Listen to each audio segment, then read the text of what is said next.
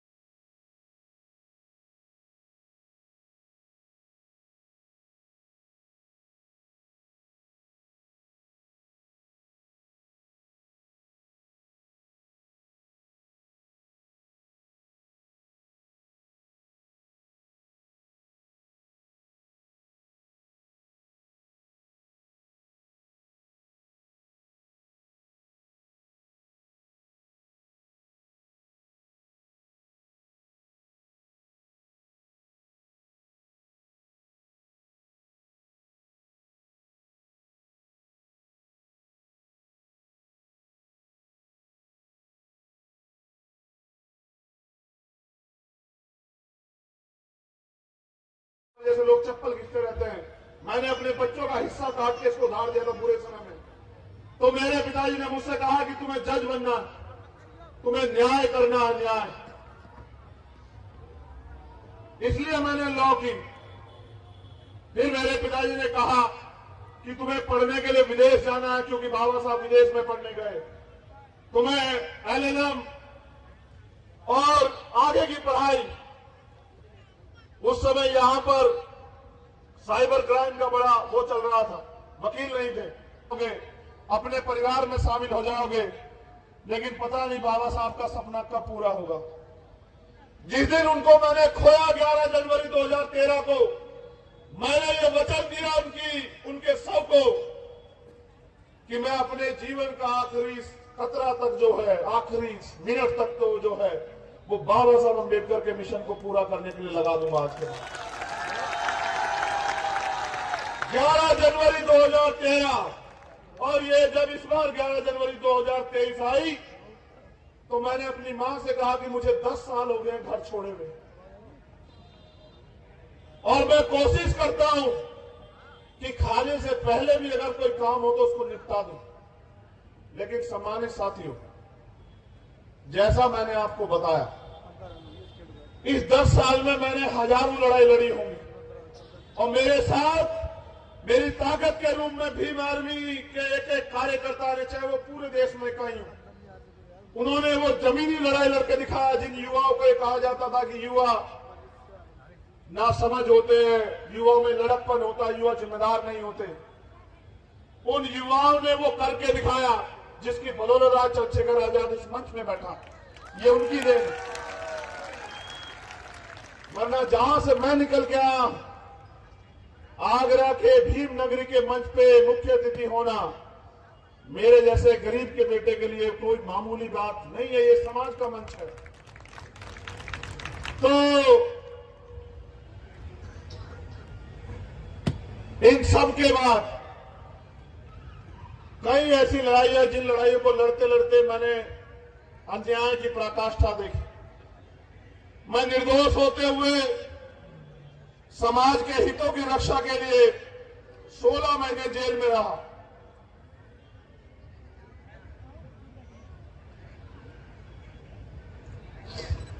जब मुझसे एक वकील मिलने आया दिल्ली का, जेल में, वो वकील और पत्रकार दोनों था, तो मैंने उसको कहा कि आज देखो, सरकार के कारण एक पढ़ा लिखा वकील अपराधी बन के जेल में पड़ा है। वो 16 महीने 6x10 की एक काल कोठरी, जिसको तनाई चक्की कहते हैं, और मेरे ऊपर मुकदमा लगाया NSA, नेशनल सिक्योरिटी एक्ट, राष्ट्रद्रोह का, कि मैंने राष्ट्र के खिलाफ कोई साजिश की है, राष्ट्र को कमजोर करने की, राष्ट्र की एकता को खंडित करने की। और मेरी साजिश ये थी कि बस मैं अपने लोगों की रक्षा कर रहा था, उन सामंतियों से जो आज भी हमारे लोगों को कीड़े मकोड़ों से ज्यादा नहीं समझते हैं, उनसे जो अन्याय अत्याचार करते हैं और सत्ता के संरक्षण में फिर घर में चैन से पड़ के सोते हैं। हर रात मैं ये सोच के काटता था कि जब मैं बाहर जाऊंगा तो कोशिश करूंगा अपने जैसे हजारों लोग तैयार कर सकूं और अन्याय पे इस आधारित व्यवस्था को कुचल सकूं, डायनामाइट लगा के उड़ा दूं कि मेरे किसी और भाई के साथ ऐसा अन्याय ना हो। क्योंकि जब आप जेल जाते हैं, आप अकेले नहीं सहते हैं, आपका परिवार सहता है, आपके दोस्त सहते हैं, रिश्तेदार सहते हैं, आपका समाज सहता है। जब 2 अप्रैल का आंदोलन हुआ, मैंने 8 दिन भूख हड़ताल की। मैंने पढ़ा था कि यहां गांधी जी के तरीके से भी जीता जा सकता है। 8 दिन की भूख हड़ताल के बाद 14 अप्रैल का दिन था। मेरे बड़े भाई देहरादून से चल के आए, उन्होंने मुझे बस एक बात समझाई। उन्होंने कहा सरकार भी चाहती है चंद्रशेखर मर जाए, क्योंकि तुम उनकी आंखों के कांटे हो और तुम भी भूख से मरना चाहते हो। अगर वो तुम्हें मारे तो वो अपराधी होंगे, उन्हें सजा होगी। अगर तुम खुद मर जाते हो तो उनका तो काम आसान हो जाएगा। बताओ किसका नुकसान होगा। ये बात मेरी समझ में आई कि यहां गांधी जी के हिसाब से नहीं जीता जा सकता है। मैंने उस दिन के बाद कभी जीवन में भूख हड़ताल नहीं की। मैंने उसी दिन भूख हड़ताल तोड़ दी। मैंने तय किया कि सत्ता में वो शक्ति है कि एक निर्दोष आदमी को 16 महीने बंद कर दे और एक दोषी को रेप, हत्या के हत्यारों को, बलात्कारियों को छोड़ दे, सरकार रिहा कर दे। और उस दिन मेरे दिमाग में बात बैठी कि बाबा साहब अम्बेडकर ने क्यों कहा था पॉलिटिक्स द मास्टर की, कि राजनीतिक सत्ता वो चाबी है जो आपके सारे परेशानियों के हल खोल सकती है। और उन्होंने यह भी कहा कि राजनीति में हिस्सेदारी न करने का सबसे बड़ा दंड यह है कि अयोग्य लोग आपके ऊपर शासन करते हैं। ऐ मेरे बहुजन समाज के लोगों, 85% आबादी होने के बाद आपको सारी सरकारों से मांगना पड़ता है कि कुछ दे दो। नौजवान रोजगार मांग रहा है, माता बहनें सुरक्षा सशक्तिकरण मांग रही है, किसान फसल के दाम मांग रहा है, मजदूर न्यूनतम वेतन मांग रहा है, समाज भाईचारा मांग रहा है। ये सारी शक्ति सत्ता में निहित है। अधिकारी कर्मचारी प्रमोशन में रिजर्वेशन मांग